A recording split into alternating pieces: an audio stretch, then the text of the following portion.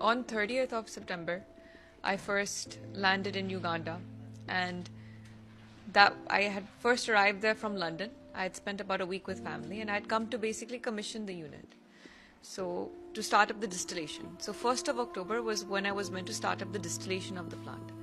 Instead, I was awoken by my admin manager telling me that there's a lot of police guys outside the gate, and they're not going away. Okay, and then after a little while, I told my parents about this. They were trying to work things out, that what do these guys want? Why are they outside our gate? I see 20 policemen storm inside the plant. Okay, and about 10 of those are armed. They're carrying AK-47s with them. So I leave my house, I go up to them, and I ask them why they're here. And for the first time, I'm getting an answer as to why they're here. They tell me that they're here on a yellow diffusion or a missing persons notice sent to them. And I was like, okay, what does that have to do with me? Why are you here on my site? And they tell me, we're going to do a raid. So I said, do you have a search warrant? Yeah, aapke paas search warrant hai. They were like, no, we don't have. But we are the Ugandan police. We can do anything. You are not in Europe anymore. You are now in Uganda. So I say that you have to wait for my lawyer. My lawyer eventually comes, and even though they don't have a search warrant, I allow them to do the raid.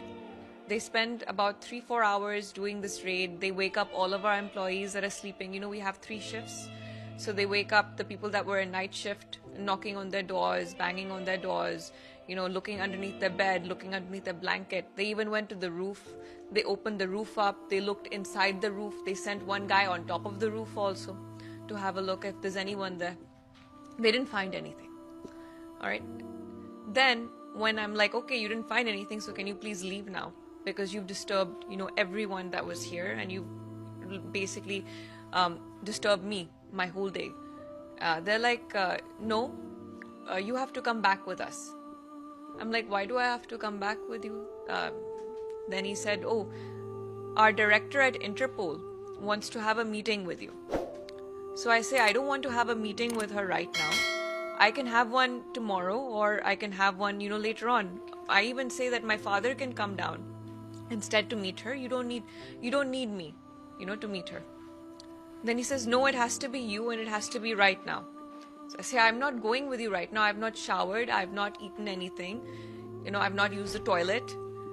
You've been here at my factory since like 5 a.m. to now it's like 12 p.m. I'm not going anywhere with you. Then they tell me we can do this the hard way, or we can do this the easy way. So I say, what is the hard way?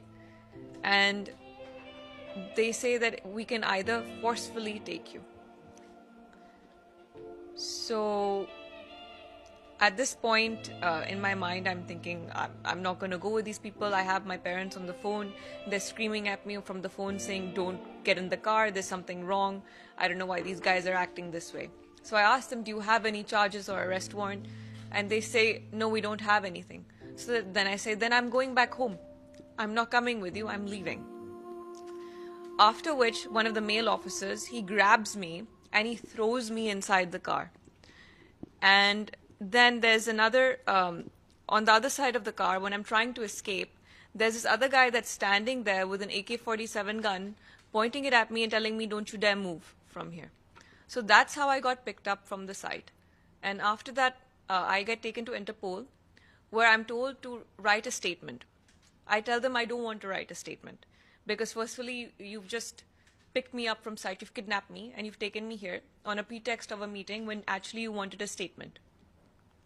So then what ends up happening is that the director says that, no, you're going to write a statement or you're not going to be let out of here. So I write the statement in hopes that this will end.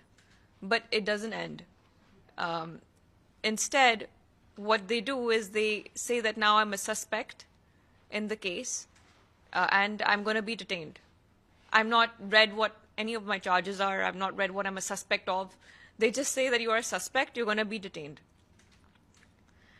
So for the night, then they keep me in a cell. I think you've seen the cell pictures also. I sent them to you. So they keep me there, and it's a cell that's infested with urine, feces. No human being wants to be living in something like that. So they keep me there.